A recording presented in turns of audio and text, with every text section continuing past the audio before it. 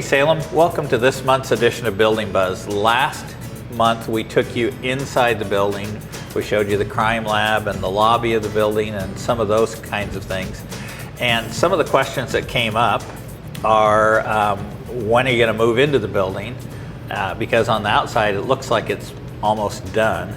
And so I have Ricardo Besser with us from Day CPM. He's our owner's rep, and he is my guidance in how we move into this building, because it's a big task of moving a 24/7 operation. And so what should folks expect to see in the coming months now that the walls are up and windows are going in, and now they can't see inside the building as much?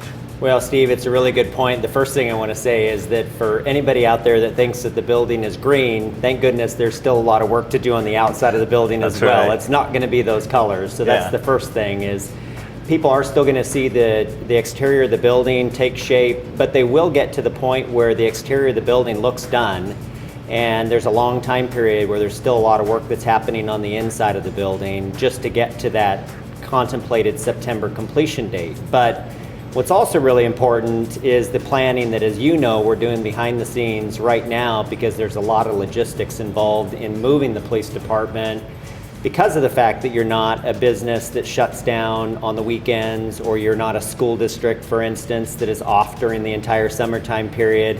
It makes moving your operations quite a bit more logistically challenging.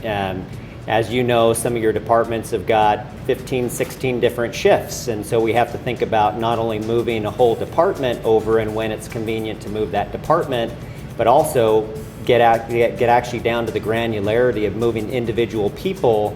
For instance, when you might have 15, 16 different shifts, and every person that works in that unit, as you know, their Friday falls on a different time period during the week, and so we have to think about where they complete their shift on one particular Friday, and then whenever their weekend comes up, when they're reporting back to the new station on the following, whatever their Monday happens to be, but also make sure that all their stuff gets moved over so that you're ready to go. That's a huge task. Yes. Even as we've been talking and been planning, the move of evidence is going to be a big task for us, because we have to manage the chain of custody of the evidence, so we have to vet the people that are moving it, and we have evidence stored in a number of different places. Yeah, so that's going to be a big challenge. So one of the things, when we see completion of the building happening in September, people will start to hear about some opportunities to celebrate the completion of the building and maybe even tour the new building. That'll be prior to evidence moving in, and so that'll probably be somewhere around the beginning part of October when those tours are happening. And then there's going to be this time period where police operations are still happening as usual at the old police station, while we're actually getting the logistics of actually getting the physical evidence, which, as you mentioned, is going to be a monumental task from all the various different locations, and the careful chain of custody that we have to maintain during that whole process. That'll all need to happen after the tour, so that way we don't have to close off sections of the building for people to be able to not be able to see those areas because there's evidence in those areas. After that all happens, then the evidence moves over. Police operations then at that point in time will begin to move over into the new police station, which will probably be more like somewhere around the beginning of November through the end of November, because, as I said, you just can't move everybody over at one time. Yeah.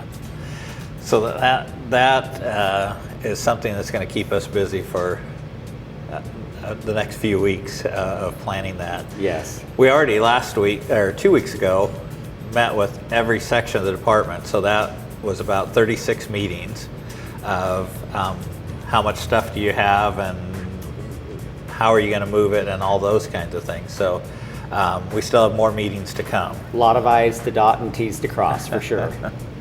So what else is going on inside the building right now that people can't see that is being accomplished right now? Yeah, so right now, because of the fact that we're building the parking structure, which people see on the back side of the building, probably on the north side facing of the lot, the parking structure is beginning to get constructed. And then recently, over the last month or so, they've started to see the single-story community room and the lobby start to take shape.